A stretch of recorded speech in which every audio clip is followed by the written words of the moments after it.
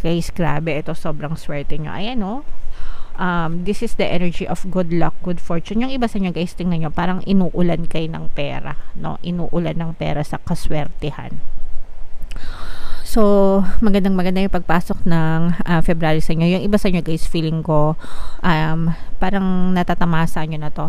Or pwedeng ano rin to, guys, parang after effect ng, kasi yung iba sa inyo, pwede kayo nagkaroon ng salary increase or nagkaroon kayo ng additional source of income.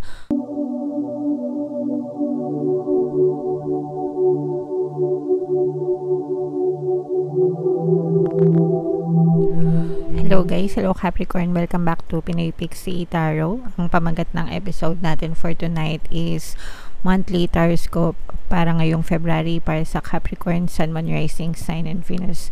General reading lang guys, pwedeng mag-resonate, pwedeng hindi. Combination ng positive and negative energy mga kapiksi. Sa dulo ng video guys, magkakaroon tayo ng yes or no pick a card reading.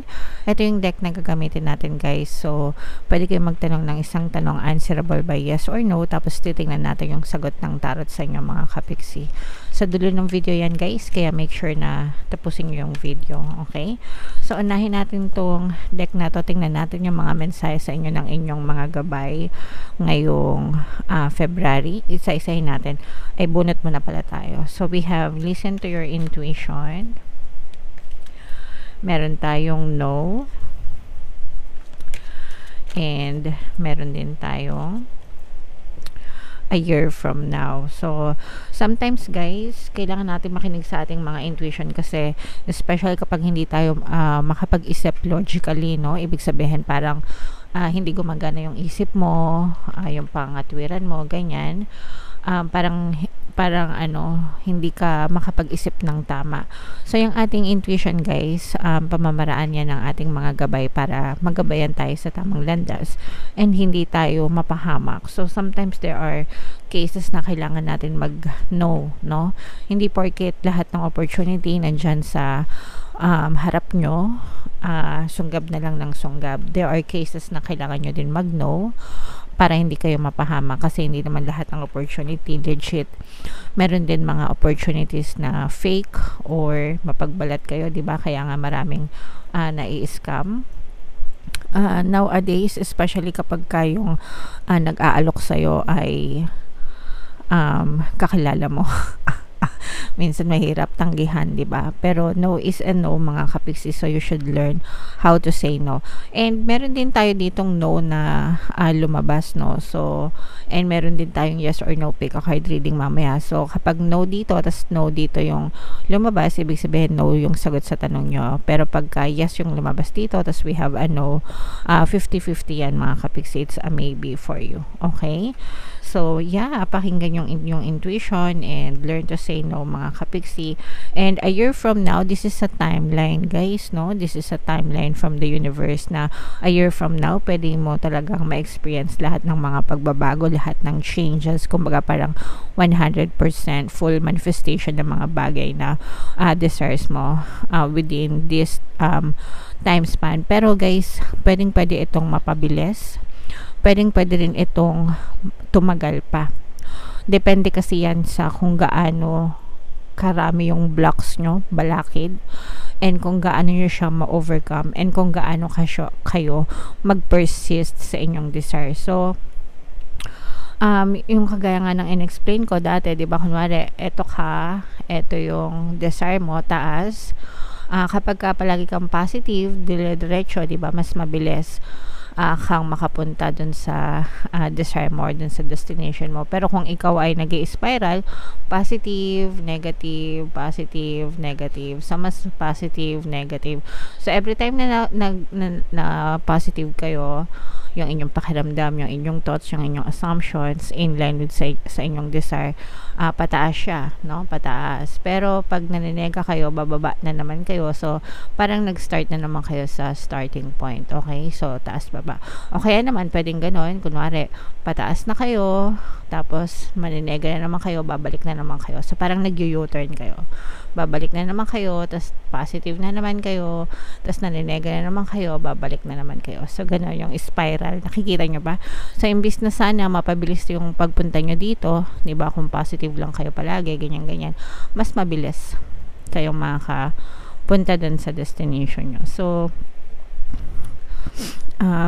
in short, magpaka-positive kayo guys para talagang maabot nyo yung mga desires nyo a year from now. Okay?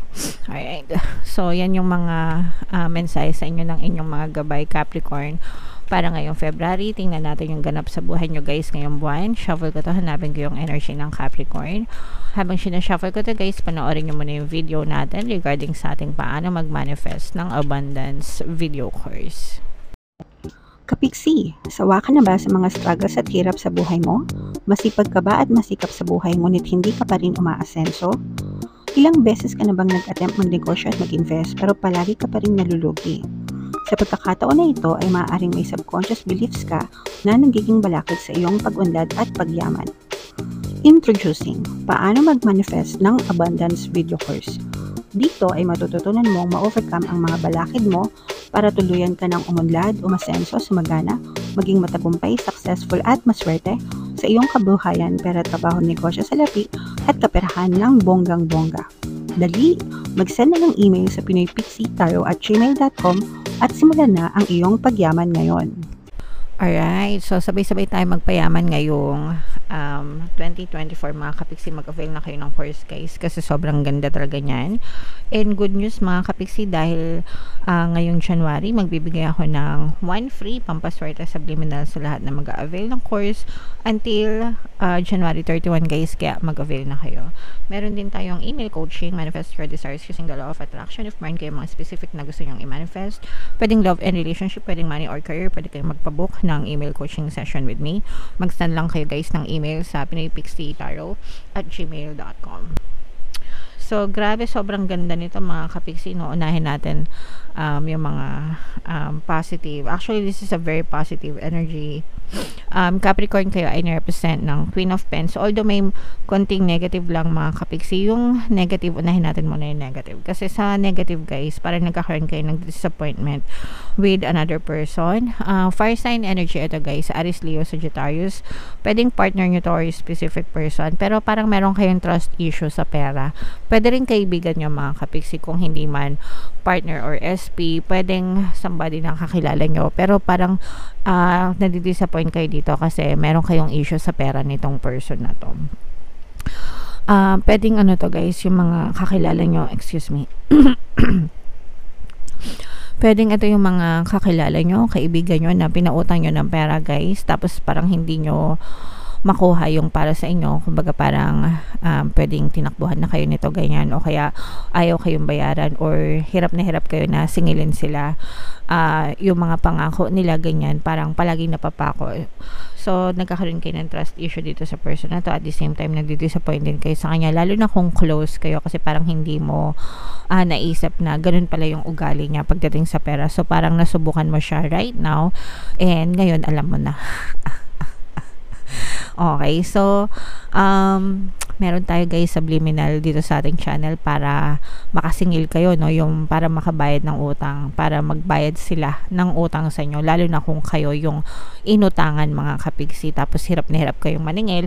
So yung subliminal na yon para mabalisa sila, makonsensya, and para magkapera din sila, kasi sometimes kaya nila hindi kayo nababayaran kasi wala rin sila talagang perang pambayad, di ba? So dapat pinagdadasal nyo din na sana may pera sila para makabayad din sila ng utang nila sa inyo. So yun yung nakikita natin na trust issues pagdating sa kapitan. Kaya medyo nalulungkot kayo, nasasad kayo, medyo affected region kayo dyan sa person na yan. Pero sa positive naman guys, grabe, ito sobrang swerte nyo. Ayan o, this is the energy of good luck, good fortune. Yung iba sa inyo guys, tingnan nyo, parang inuulan kayo ng pera, no? Inuulan ng pera sa kaswertehan. So, maganda yung pagpasok ng February sa inyo. Yung iba sa inyo guys, feeling ko parang natatamasa nyo na to. Or pwedeng ano rin to guys, parang after effect ng, kasi yung iba sa inyo, pwede kayo nagkaroon ng salary increase or nagkaroon kayo ng additional source of income. So, let's say for example, meron kayong trabaho, ganyan.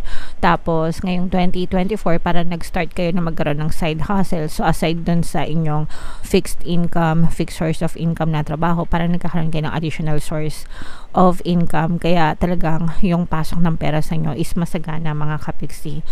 I-mind nyo na ito guys sa comment section, no?